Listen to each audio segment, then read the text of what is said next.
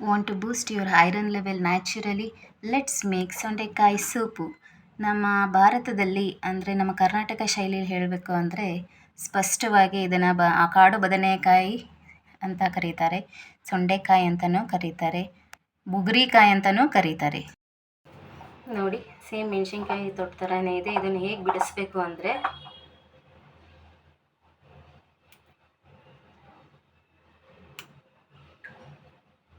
Same ಮೆಣಸಿನ್ಕಾಯಿ ಬಿಡಿಸ್ತಿರಲ್ಲ ಅದೇ ಥರನೇ ತೊಟ್ಟು ಬಿಡಿಸೋದು ಇದು.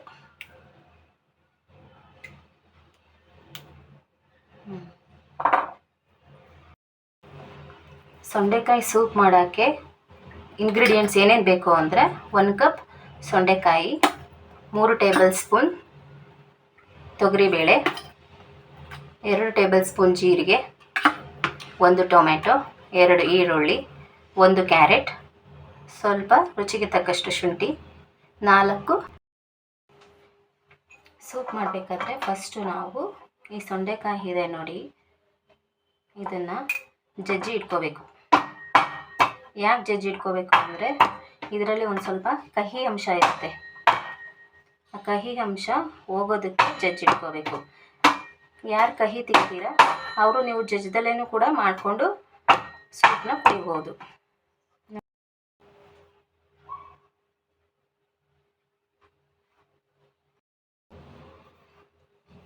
ನೋಡಿ, ಸೊಂಡೆಕಾಯಿನ ಜಜ್ಜಿ 2 ಟೈಮ್ಸ್ ವಾಶ್ ಮಾಡಿ ಇಟ್ಕೊಂಡಿರೋದು. ತೊಗರಿಬೇಳೆನೂ ವಾಶ್ ಮಾಡಿ ಇಟ್ಕೋಬೇಕು. ಈ ಸೂಪ್ನ ನಾವು ಏನಕ್ಕೆ ಮಾಡ್ಕೊಂಡು ಕುಡಿಯೋದ್ರಿಂದ ನಿಮಗೆಲ್ಲ ಏನೆಲ್ಲ ಹೆಲ್ತ್ ಬೆನಿಫಿಟ್ಸ್ ಆಗುತ್ತೆ ಅನ್ನೋದು 1 ಬೈ 1 ನಾನು ಹೇಳ್ತಾ ಹೋಗ್ತೀನಿ. ಫಸ್ಟ್ ಒನ್ ಏನು ಅಂದರೆ ನಿಮ್ಮ ಶುಗರ್ ಲೆವೆಲ್ ರೆಡ್ಯೂಸ್ ಆಗುತ್ತೆ, ಅಂದರೆ ನಿಮ್ಮ ಶುಗರ್ ಲೆವೆಲ್ ಕಡಿಮೆ ಆಗುತ್ತೆ. ನಿಮ್ಮ ಸ್ಕಿನ್ನಿಗೂ ಕೂಡ ತುಂಬ ಒಳ್ಳೆಯದು, ನಿಮ್ಮ ಕಣ್ಣುಗಳಿಗೂ ಕೂಡ ತುಂಬ ಒಳ್ಳೆಯದು. ಹಾಗೆ ಇದರಲ್ಲಿ ತುಂಬ ಔಷಧಿ ಗುಣಗಳಿದೆ. ಇದು ಆ್ಯಕ್ಚುಲಿ ನೀವು ಮಾತ್ರೆಗಳಿಗೆ ಆಸ್ಪತ್ರೆಗೆ ತಿರುಗೋಗಿಂತ ಈ ಥರ ನಮಗೆ ಕೈಗೆ ಸಿಗೋ ಅಂಥ ತರಕಾರಿಗಳನ್ನ ತೊಗೊಂಡು ಯಾಕ್ರೆ ತಿನ್ನಬಾರ್ದು? ನಾವು ಮನೆಯಲ್ಲೇ ಬೇಕಾದಂಗೆ ಮಾಡ್ಕೊಂಡು ತಿನ್ನಿ, ಆರೋಗ್ಯವಾಗಿರಿ.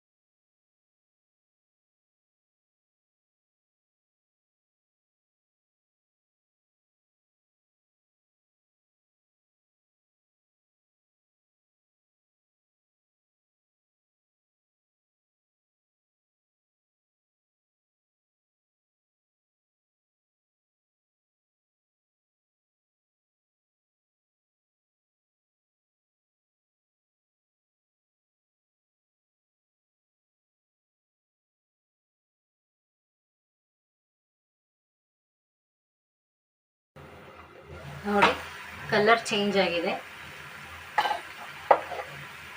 ಇದಕ್ಕೆ 2 ಬೌಲ್ಸ್ ವಾಟರ್ ಆ್ಯಡ್ ಮಾಡಿ.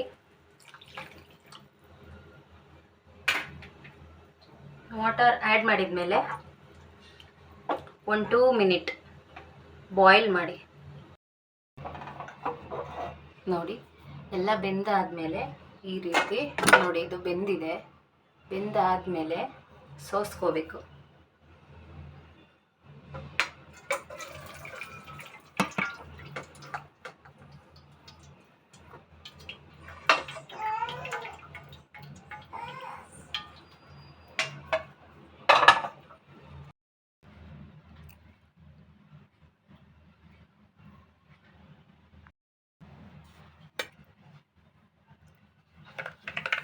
ಕೊಂಡಿರೋ ನೀರನ್ನು ಫಸ್ಟ್ ಹಾಕಿ,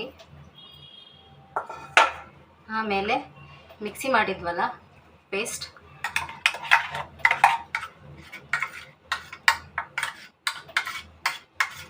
ಹಾಕಿ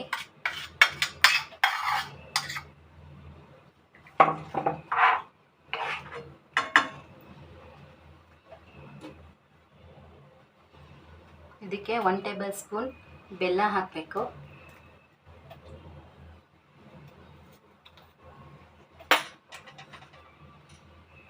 ನಿಮಗೆ ಎಷ್ಟು ಸ್ಪೂನ್ ಬೇಕು ಅಷ್ಟು ಸ್ಪೂನ್ ಉಪ್ಪು ಹಾಕೊಳ್ಳಿ.